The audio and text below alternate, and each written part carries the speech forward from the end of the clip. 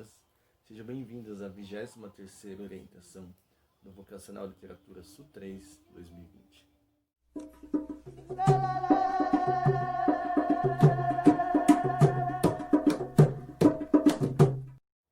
Bem, essa orientação é um pouco atípica. É uma orientação em que a gente vai fazer um resumão, como já diz o próprio título aí, né? De tudo que a gente viu até aqui.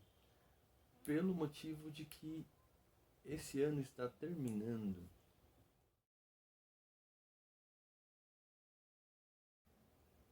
Pois é, gente, esse ano já está terminando. Ao menos aqui, né? Pro vocacional. Quero dar alguns recadinhos antes da gente começar, então, com essa revisão aí do nosso ano de vocacional literatura. Bom, o primeiro recado, então, é que a semana que vem, portanto, a primeira semana, né, de novembro, a gente não vai ter orientação, porque as nossas horas de trabalho vão ser direcionadas para a preparação do nosso próximo sarau. E esse é o nosso segundo recado. Alguns vocacionados acompanharam e participaram do primeiro sarau do Delay, né? Que no conjunto aí foi o nosso terceiro sarau, na verdade. Nós fizemos 2 saraus de literatura da SU3 e esse sarauzão geral, né, que envolveu todas as linguagens da mesma região e que se chamou o Sarau do Delay. A gente vai ter dia 13, na sexta-feira de lua cheia, o segundo sarau da equipe toda da SU3, né? Este sarau, ainda sem nome, seria como se fosse, portanto, o segundo sarau do Delay, né? O sarauzão aí de toda a região SU3, que vai juntar teatro, dança, artes visuais, música e literatura. Estão todos convidados, então, né, a participarem desse sarau. Esse sarau também vai ocupar o espaço que seria o de uma orientação, na segunda semana, portanto, de novembro, né? Então, na primeira semana, que é essa semana de preparação do sarau, a gente vai se voltar para trabalhar com isso. E na segunda semana de novembro, a orientação vai ser, na verdade, o sarau em si. A participação segue sendo da mesma maneira. Quem quiser participar ao vivo, tem um espaço aberto. Mesmo quem chegou agora, não acompanhou as orientações anteriores, não tem nenhum problema, é só chegar. Até lá a gente já vai ter divulgado todos os links de acesso e tal. E quem quiser, como já fez também das outras vezes, encaminhar vídeo, né, ou áudio para que eu monte, né, a apresentação, já que todo sarau vai ser, claro, virtual, pode fazê-lo também. Bom, então vamos lá, a orientação propriamente dita de hoje. Eu decidi fazer esse percurso, né, para que a gente tenha aí uma clareza, porque no meio do trajeto, às vezes, a gente se confunde, né, se esquece, não se lembra mais de como tudo começou e se desenvolveu, né? E eu acho importante esse resgate porque a gente não fez pouca coisa aqui, né? A gente traçou uma linha reflexiva aí muito instigante, né, a respeito dos parâmetros gerais aí da produção literária e, mais estritamente, salvo algumas poucas exceções aí, poéticos, né? É claro que depois de tanto tempo, né, e tantas orientações, eu vou precisar de uma colinha para poder me lembrar de tudo, na ordem pelo menos em que as coisas aconteceram, eu já não me recordo mais. E vou comentar um pouquinho bem rapidamente o que foi cada uma dessas etapas, e aí a gente volta a ter orientação de novo daqui a 3 semanas. E aí temos mais 2 semanas de orientação, e o ano se encerra. Muito bem, a nossa primeira orientação então foi sobre metáfora, né? Vale a pena recordar aí que metáfora talvez seja a figura de linguagem mais usada, né? Quando se fala de produção poética em todo o decorrer da história. E é um recurso fundamental para qualquer criação que se queira poética, né? A metáfora talvez seja uma das grandes formas da linguagem da poesia se diferenciar da linguagem da prosa. Bom, nossa segunda orientação, a gente teve um panorama geral do que é o programa vocacional. Então, principalmente para quem for chegar agora e tal, quiser entender um pouco melhor, né, o sentido de eu estar aqui, dessas orientações estarem acontecendo, o episódio número 2 é um episódio muito propício para esse sentido. No episódio 3, a gente falou sobre paradoxo, né, que assim como a metáfora também é bastante usado, com grau, acredito eu, de um pouco mais de complexidade, né, e muito utilizado principalmente por autores de determinados períodos, né, da história da literatura, mas vigente até hoje nos melhores textos de poesia que a gente tem por aí. No quarto encontro, a gente discutiu metáfora e paradoxo, né, que haviam sido os temas anteriores, num contexto de poesia cotidiana, como a gente chamou aqui, né? Aquela poesia que trata de aspectos comuns, né, da vida de todo mundo. Um tema bem interessante para esse contexto, né, de isolamento social. Nos encontros 5 e 6, né, subsequentemente, a gente falou sobre a literação e a sonância, né, que são dois recursos sonoros, né, que tem a ver com o ritmo, né, da poesia, com a estruturação rítmica do verso, né. A literação é quando a gente tem repetições consonantais, né, dentro de um mesmo verso, e a sonância é quando tem repetição vogal no verso só. E entender como isso funciona, né, muito propício a quem quer se aprimorar aí nas artes da palavra.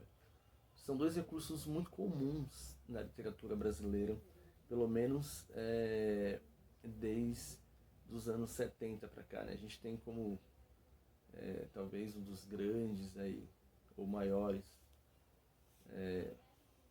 poetas a usarem a literação e a sonância quase o tempo todo, o Leminski, por exemplo, né, dentre outros possíveis.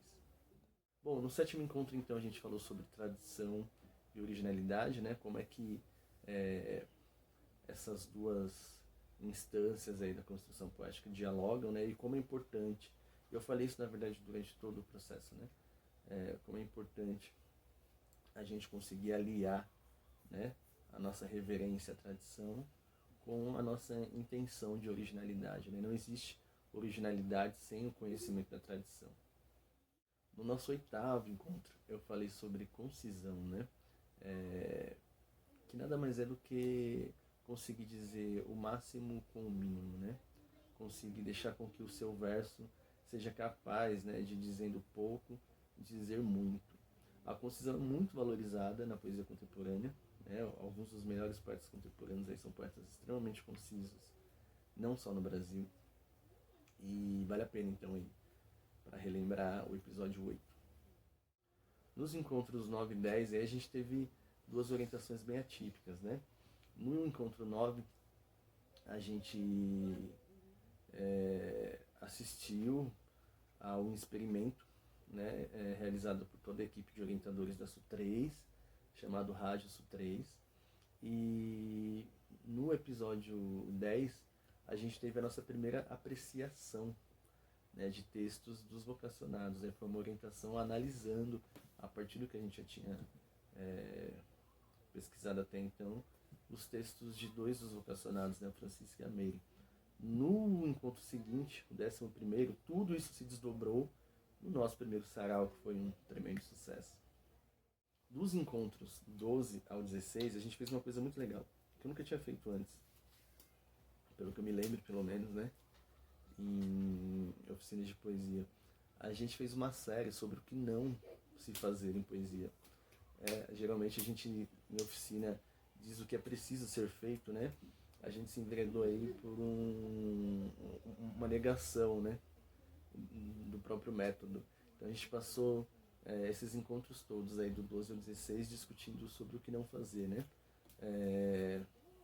A gente pensou sobre os cuidados a se ter com as rimas, né? Com o confessionalismo, né? Com o uso de verbos imperativos e outros temas mais bastante interessantes. No encontro 17, a gente fez o nosso segundo sarau, que foi bem legal também. No encontro 18, a gente voltou para a orientação, né? Mais parecida com o que havia sido no começo. A gente viu com mais atenção os verbos imperativos, né? E a sua funcionalidade. No encontro 19, a gente discutiu uma coisa muito importante para a poesia, né? A gente discutiu o humor em poesia. A gente viu como que nem sempre um bom poema é aquele poema sério, né? Aquele poema dramático, aquele poema trágico, aquele poema realista, né? Muitas vezes, mesmo essas temáticas todas, elas podem ser tratadas com um senso de humor que não vai deixar o poema menos intrigante por conta disso, né? Mas o próprio humor pode servir como elemento contestatório. No 20º encontro, então, a gente discutiu sobre escrever, né? Escrever sobre escrever. Como que escrever sobre a própria escrita pode ser motivo de autoria, né? Como é que escrever sobre o próprio fazer poético pode ser aí um meio de bons poemas. No encontro 21, a gente conversou sobre uma tradição muito interessante presente na história da poesia, que é a referenciação, né? Referenciação é quando um poeta se remete a outro, né, dentro do seu próprio texto, ou ainda que não a outro poeta, a outros artistas, as outras obras de arte no geral, né? Muito instigante e muito inspirador esse encontro. E no episódio 22, que foi da semana passada, a gente viu como toda essa trajetória aí se desdobra, né, na ideia sempre discutível aí do que é o belo em poesia, né? A gente viu que depois, principalmente, né, não somente do século XVIII, do advento do ultrarromantismo e do simbolismo, né, dois movimentos que vão modificar por completo a história da literatura, a gente tem uma visão do belo muito oposta, né, ao que era pensado até então, né? E como é importante a gente saber disso para pensar também o que pra gente, né, é considerado como o bonito, o escrevível, digamos assim. Gente, é isso. Espero que tenha sido uma boa escolha fazer essa retrospectiva toda com vocês. Eu acho que tão importante quanto passarmos, né, pelos processos, é importante também que a gente pense sobre eles, né? Que a gente reconsidere, né? Que a gente reveja aquilo que já viu, né? Porque só assim a gente se aprimora, né? Só com exercício contínuo, né? Só com a retomada do próprio saber a gente acaba sabendo sempre mais. É isso. Separem material aí para os próximos saraus. E vão me mandando desde já, tá bom? Vão me mandando o que vocês quiserem aí que seja apresentado num dia, ou me avisem se vão apresentar ao vivo, porque aí eu já separo a inscrição de cada um aí para o próximo dia 13. E talvez o último sarau do ano aí, que ainda vou pensar aí junto com vocês se rola ou não, tá bom? Mensagens como sempre pelo chat, pelo e-mail e Facebook e WhatsApp, para quem já está no grupo do WhatsApp, tá? Todas essas informações ficam na descrição do vídeo. Valeu, boa semana para vocês, até mais.